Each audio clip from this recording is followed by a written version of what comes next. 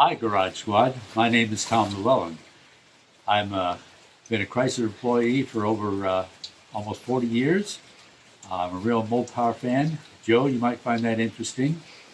I was able to acquire a 1968 Dart GT Convertible with less than 17,000 original miles on it about 30 years ago.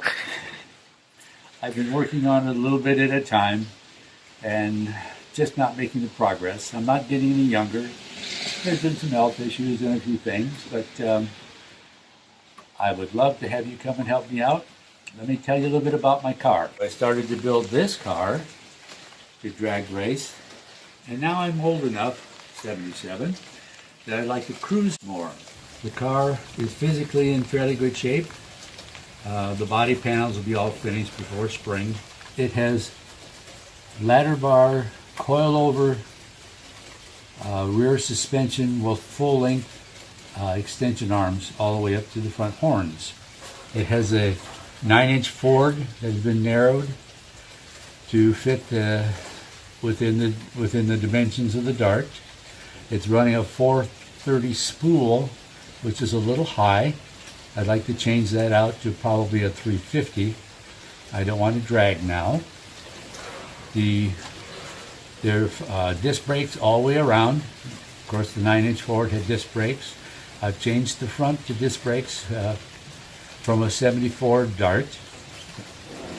The engine I've had commercially built by Muscle Motors up in Lansing. It's a 440 with 60 over. I have that engine in trans, but I also have the original engine in trans.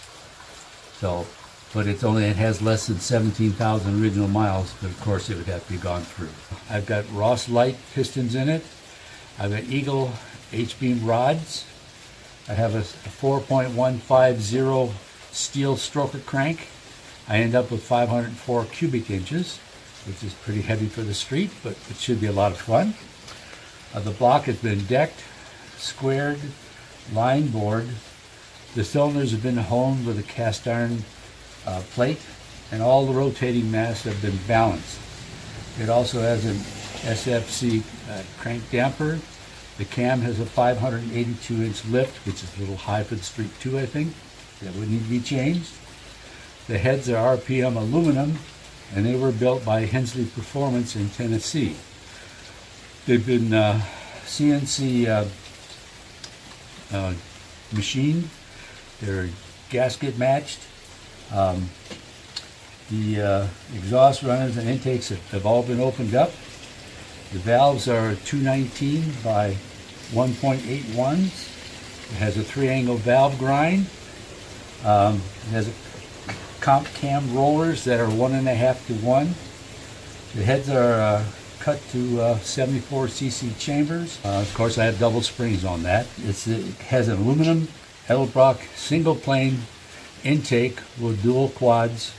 They're also Edelbrock 650 CFMs. The trans is a 727 with a reverse valve body and has all the Hemi internals. The torque converter I thought was a 3500 RPM stall. I'm told it may be a 55. I'm not sure. Welcome to my garage. I have all the tools and things that are necessary to complete this car. I have a Lincoln welder here. I have the gas torches. Hoist to put the engine in. I have the original engine in trans. Torque converter and bell housing are there. Lots of tools. If we step back in here, I have got a wire wheel and a grinder. I have a lathe. In the corner I have a Bridgeport, and we have a surface grinder. So I have what we need. If we run into problems, I think we can cover everything. This is a picture of my first car. If you're familiar with it, it's a 1954 Ford, but way back then I converted it. I took 57 Packard Clipper taillights, which you can see in the rear quarters, and put on it. You can see the split 55 Pontiac bumpers. It has a 54 Chevy grill with extra teeth. It has a scoop in the hood, radius to the wheels, and we changed it over to a 57 Thunderbird, and from automatic to stick on the floor. Love cars, always have.